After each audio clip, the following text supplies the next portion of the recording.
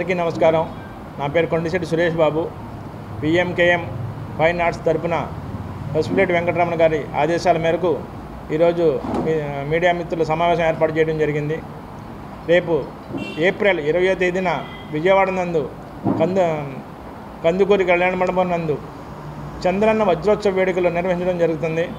అలాగే ఏప్రిల్ 16 నుండి 20వ తారీఖు వరకు చంద్రన్న వజ్రోత్సవ వేడుకలు పిఎంకేఎం ఫైన్ ఆర్ట్స్ తరపున జరపడం జరుగుతుంది.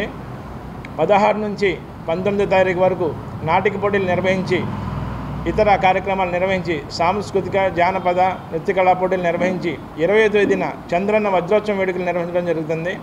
ఇందులో గెలిచిన వారికి 20వ తేదీన బహుమతి ప్రదానం కూడా జరుగుతుంది.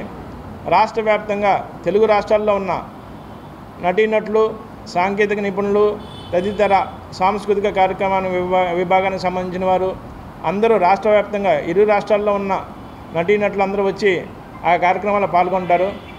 2000 సంవత్సరంలో కూడా స్వర్ణోత్సవ వేడుకలు పసుపులేటి వెంకటరమణ గారు మాత్రమే చేయడం జరిగింది. అలాగే వజ్రోత్సవ వేడుకలు కూడా పిఎంకేఎం సంస్థ తరపున ఆయన ఒక్కళ్ళు మాత్రమే చేయడం జరుగుతుంది. అధికారం ఉన్నప్పటికీ లేనప్పటికీ 1996 నుంచి నాటి నుండి నేటి వరకు ఖచ్చితంగా ఏప్రిల్ 20వ తేదీన చంద్రన్న వజ్రోత్సవ వేడుకలు కానీ చంద్రన్న పుట్టినరోజు వేడుకలు కానీ నిర్వహించడం జరుగుతుంది.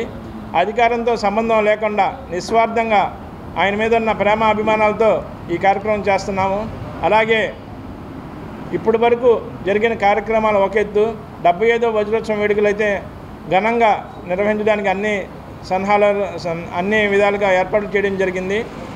ఇతర విషయాల గురించి ఆర్గనైజర్ డాక్టర్ కొప్పుల అశోక్ గారు మాట్లాడతారు. నా పేరు అశోక్ ఆనంద్ కొప్పుల. ఈ పిఎంకేఎం అనేది కొన్ని సంవత్సరాలుగా నాటక పోటీలని నిర్వహిస్తూ మన రాష్ట్రంలోనే కాకుండా ఉభయ రాష్ట్రాల్లో అలాగే భారతదేశంలో కూడా అత్యంత ప్రతిష్టాత్మకమైనటువంటి నాటకాల పోటీలను నిర్వహిస్తూ ఫైనల్గా ₹1,00,000 బహుమతి ఇస్తున్నటువంటి ఈ పిఎంకేఎం అనే సంస్థ నందమూరి తారక రామారావు గారి వారి జన్మదినం దగ్గర నుంచి కానీ వారి మీద ఉన్న అభిమానంతో ఈరోజు వరకు కూడా మన నిరంతర శ్రామికుడు మన నారా చంద్రబాబు నాయుడు గారి పేరు మీద ప్రతి సంవత్సరం కూడా ఏదో ఒక కార్యక్రమంగా నిర్వహిస్తూ ఇప్పుడు వజ్రోత్సవం ఎన్టీ రామారావు గారు 75 సంవత్సరాలు అయిన సందర్భంగా వజ్రోత్సవ కార్యక్రమాన్ని నిర్వహిస్తూ ఇక్కడ మనకి నాటక పోటీలని కందుకూరి కళ్యాణ మండపం మన జింకాన గ్రౌండ్స్ పక్కన ఉన్నటువంటి చంద్రబాబు నాయుడు గారి పుట్టినరోజు సందర్భంగా ఆ నాటక పోటీలని ఆ థియేటర్లో మనం నిర్వహించడం జరుగుతుంది. అది 16వ తారీఖు నుంచి 20వ తారీఖు వరకు ప్రతిరోజు కూడా 3 నాటిక పోటీలు, అట్లా చివరి రోజు జానపద నృత్యాలు, అలాగే క్లాసికల్ డ్యాన్సెస్, ఇలాగ కొన్ని పోటీలను నిర్వహిస్తూ ప్రతిరోజు కూడా నాటికలతో పాటు సాంస్కృతిక కార్యక్రమాల పోటీలను కూడా నిర్వహిస్తున్న సంస్థ మా పిఎంకేఎం సంస్థ. మా పసుపులేటి వెంకటరమణ గారు పిఎంకేఎం సంస్థకి అధ్యక్షులుగా ఉన్నారు. వారి ఆదేశాల మేరకు మేము ఈ రోజున ఈ ప్రెస్ మీట్ నిర్వహించడం జరుగుతుంది. ఈ కార్యక్రమాలకి ఇచ్చేసినటువంటి ప్రెస్ మీట్ పాత్రికేయ మిత్రులందరికీ కూడా హృదయపూర్వక ధన్యవాదాలు తెలియజేసుకుంటుంది. నమస్కారం. నమస్తే. స్టేజ్ ఆర్టిస్ట్ని గత 50 సంవత్సరాలు బట్టి నాటక రంగంలో ఉన్నాను. పిఎంకేఎం ఫైన్ ఆర్ట్స్ అంటే పొలపల్ల మల్లికార్జునరావు మెమోరియల్ ఫైన్ ఆర్ట్స్.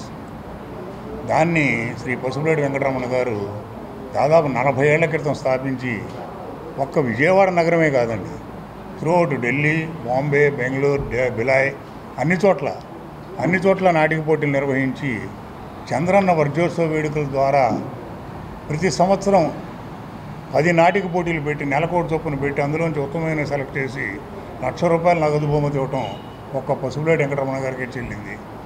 త్రూఅవుట్గా ఇప్పుడు కూడా ఈ వజ్రోత్సవ వేడుకలు విజయవాడలో జరిగిన తర్వాత వివిధ ప్రదేశాల్లో కంటిన్యూగా ఈ చంద్రన్న వజ్రోత్సవ వేడుకలు ఈ సంవత్సరం మొత్తం నిర్వహించడానికి ఆయన చక్కటి ప్లాన్ ఒకటి రూపొందించారు, ఒక రోడ్ మ్యాప్.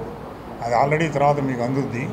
మీ పత్రికా విలేకరుల ద్వారా మేము కోరేది ఏంటంటే, నాటక పోటీలకు ఆదరణ తగ్గిపోతున్న దశలో కళారంగాన్ని పైకి తీసుకురావడానికి మీరందరూ కూడా మీ వంతు కృషిగా దాన్ని ఎస్టాబ్లిష్ చేస్తూ వస్తే ఈ చంద్రన్న వజ్రోత్సవ వేడుకలు అనుకున్నంత రీతిలో అద్భుతంగా జరుగుతాయని మా ఆశ, ఆకాంక్ష కూడా. పసుపులేటి వెంకటరమణ గారు నిస్వార్థంగా చేస్తున్న పని ఇది. ఎవరిని ఒక రూపాయి ఆశించేసే కార్యక్రమం కాదు. ఇందులో సెలెక్టెడ్ నాటికలు కూడా ఎన్ని చేశారంటే దాదాపు 1, 2, 3, 4, 5, 6, 12 నాటికలండి. 12 నాటికలకి ఒక్కొక్క నాటికి 20,000 చొప్పున 2,40,000 రూపాయలు పేమెంట్ ఇవ్వాలండి. అలాగే థియేటర్కి 1,40,000 ఇవ్వాలి. భోజనాలు ఏం ఏర్పాటు చేసుకుంటే అబౌట్ 8 lakhs అబౌవ్ అవుతుందండి. కానీ ఎవరిని అడిగి ఫలానా వాళ్ళ దగ్గర సందాలు తీసుకుని చేసే ఉద్దేశం ఆయనకి ఎప్పుడూ లేదు. ఆయన సొంత డబ్బులతోనే చేస్తారు. ఇప్పుడు కూడా ఆయన పేరు మీదే ఆయన జీవితాన్ని బేస్గా చేసుకుని ధర్మచక్రం అనే సినిమా కూడా చేశారు. అది కూడా రిలీజ్ కాబోతోంది. అలాగే జనం అనే సినిమా కూడా ఆయన జీవిత ఆధారంగానే చేస్తున్నారు. ఇలాగా ఆయన చాలా గొప్ప గొప్ప పనులు చేస్తున్నారు.